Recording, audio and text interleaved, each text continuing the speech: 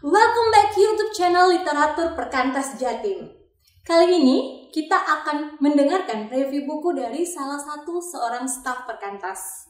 Nah, untuk informasi buat teman-teman aja, salah satu staf ini merupakan editor buku di Literatur Perkantas Jatim. Dan aku yakin pasti bahwa kalian semua penasaran kan siapa orangnya? Untuk itu langsung saja check it out. Hai, kenalin nama aku Vio dan ini kali pertama aku mencoba untuk nge-review satu buku dari Literatur Perkantas Jatim. Judulnya Liturgy of the Ordinary by Tess Harrison Warren. Jadi Tess ini adalah seorang penulis cewek dan ini buku pertamanya Tess. Tapi ini buku yang sangat keren dan sekedar informasi buat teman-teman, buku ini adalah buku bestsellernya IVP Press, penerbit asli dari buku ini di Amerika sana. Nah, kalau teman-teman tanya ke aku soal impresiku tentang buku ini, bagiku buku ini itu buku yang powerful, insightful, but practical as well.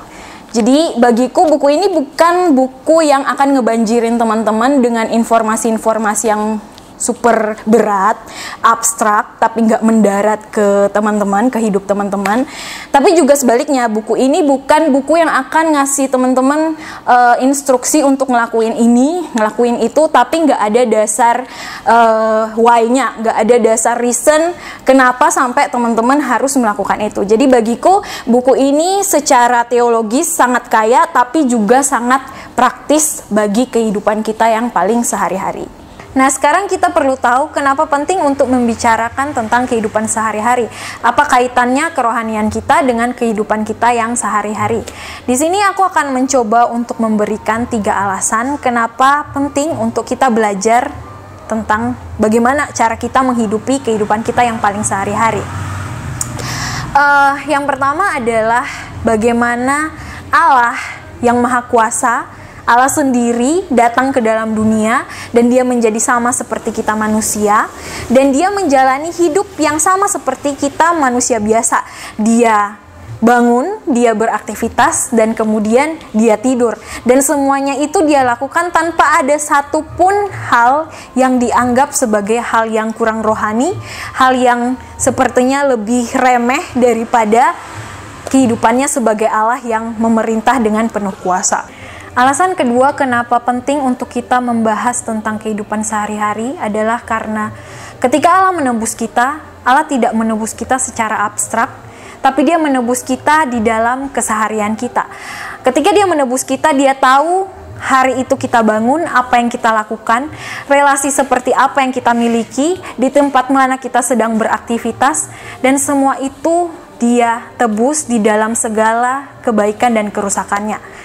Allah melakukan semua itu di dalam kehidupan kita yang paling sehari-hari, maka seharusnya kita pun melihat kehidupan kita sehari-hari sebagai sebuah kesempatan untuk kita bisa meresponi penebusan Allah, untuk kita bisa menghidupi penebusan itu dengan beribadah kepada Allah.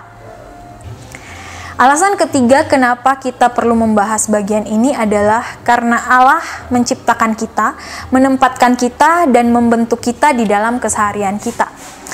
Kita tidak dibentuk menjadi serupa Kristus hanya sekedar karena doktrin-doktrin yang kita pelajari, bukan hanya sekedar pemahaman-pemahaman teologis yang kita dapatkan di dalam mungkin khotbah di gereja atau mungkin buku-buku yang kita baca ataupun pembinaan-pembinaan kelompok kecil dan lain-lain sebagainya yang kita terima. Tapi sejujurnya bagian terbesar yang seringkali membentuk kita adalah apa yang menjadi kebiasaan kita sehari-hari. Sebagai contoh, misalnya ketika kita bangun pagi, apa yang sebenarnya kita lakukan pertama kali ketika kita bangun pagi? Ketika kita berbicara tentang menjadi seorang pengikut Kristus, yang seharusnya kita lakukan ketika bangun pagi adalah membangun relasi kita dengan Allah kita, kayak begitu. Tapi ketika yang terjadi adalah kita mengambil HP kita, kemudian membuka berbagai sosial media kita, atau membuka YouTube dan lain-lain sebagainya, sebenarnya secara tidak sadar, walaupun kita merasa bahwa keputusan untuk membuka HP itu adalah keputusan sadar yang kita ambil, tapi sejujurnya secara tidak sadar kita sedang dibentuk sesuai dengan dunia ini. Kita sedang dibentuk untuk bisa menerima kesenangan-kesenangan instan dari dunia ini daripada menjadi penyembah-penyembah Allah di pagi hari. Dengan melihat kepada alasan-alasan yang tadi sudah aku sampaikan, penting untuk kita melihat kembali bagaimana cara kita menghidupi keseharian kita. Apakah ketika kita hidup di dalam keseharian kita menganggapnya sebagai hal yang remeh, hal yang biasa saja, hal yang bahkan mungkin tidak ada kaitannya dengan ibadah kita kepada Allah, ataukah sebaliknya kita melihat keseharian kita sebagai hal yang sangat penting, hal yang sebenarnya akan menentukan bagaimana kita menjadi pribadi-pribadi yang serupa dengan Kristus. Sekarang pertanyaannya adalah, kalau begitu bagaimana secara praktis kita bisa menghidupi keseharian kita sebagai ibadah kita di hadapan Allah? Untuk menjawab pertanyaan ini, aku sangat mendorong teman-teman untuk membeli dan membaca semua bab di dalam buku ini.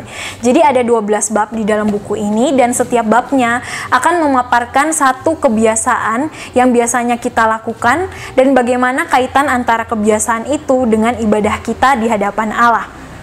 Satu poin penting lainnya yang perlu digarisbawahi adalah buku ini akan mengkaitkan juga bagaimana liturgi kita di gereja, entah itu baptisan, mungkin sakramen perjamuan kudus, mungkin itu salam damai dan berbagai liturgi lainnya, sebenarnya sedang mempersiapkan kita untuk kita bisa masuk di dalam liturgi kita yang paling sehari-hari dengan sikap hati sebagai ibadah kepada Allah.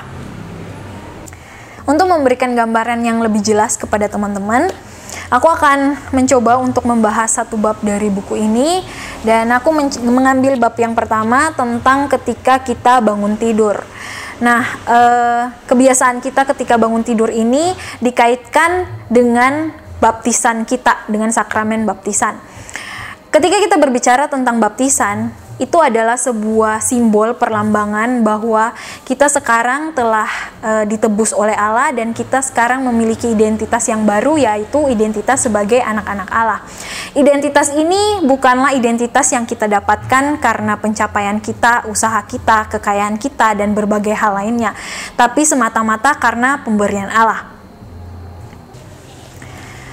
Pelajaran tentang identitas ini kemudian dikaitkan dengan keseharian kita ketika kita bangun tidur.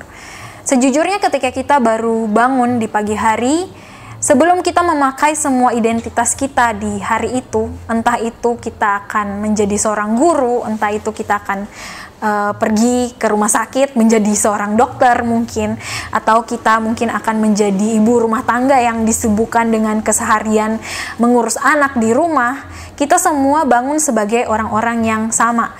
Kita bangun dengan nafas bau, kita bangun dengan mungkin mata yang belean, kita mungkin bangun dengan liur yang masih berbekas di wajah kita. Tapi satu hal yang sama adalah kita memiliki identitas yang sama sebagai anak-anak Allah. Kita tidak membutuhkan berbagai identitas-identitas yang kita pakai selanjutnya ketika kita bangun bersiap-siap dan pergi kerja untuk meyakinkan bahwa diri kita berharga. Kita berharga karena identitas kita didasarkan kepada pengakuan Allah kepada kita sebagai anak-anaknya. Jadi ketika kita bangun dan kita belum memakai identitas apapun, kita semua tetap memiliki satu identitas yang pasti, yaitu kita adalah anak-anak Allah. Apa yang kita pelajari di dalam sakramen baptisan ini membuat kita bisa bangun setiap pagi dengan ungkapan syukur bahwa terima kasih Tuhan, aku hari ini adalah anak-anak Tuhan, dan selanjutnya setiap hari aku pun adalah anak-anak Tuhan. Itu salah satu contoh yang bisa aku berikan kepada teman-teman, tapi teman-teman akan menemukan jauh lebih banyak contoh yang sangat dalam dan sangat praktis ketika teman-teman membaca buku ini. Karena itu aku mendorong supaya ayo segera baca dan jangan melewatkan satupun bab dari buku ini. Sekian review yang bisa aku berikan kepada teman-teman. Semoga review ini bisa menolong teman-teman untuk bisa belajar dan bisa bertumbuh lebih lagi secara rohani di dalam kehidupan yang paling praktis sehari-hari.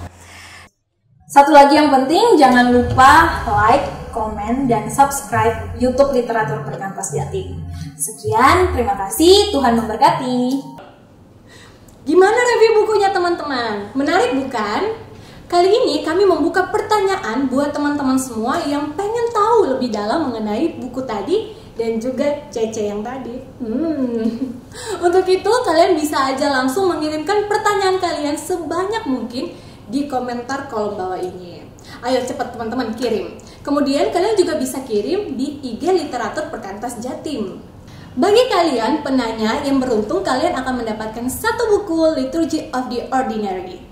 Oke, teman-teman, sampai di sini dulu videonya. Sampai bertemu di video berikutnya. Salam baca, Tuhan berkati.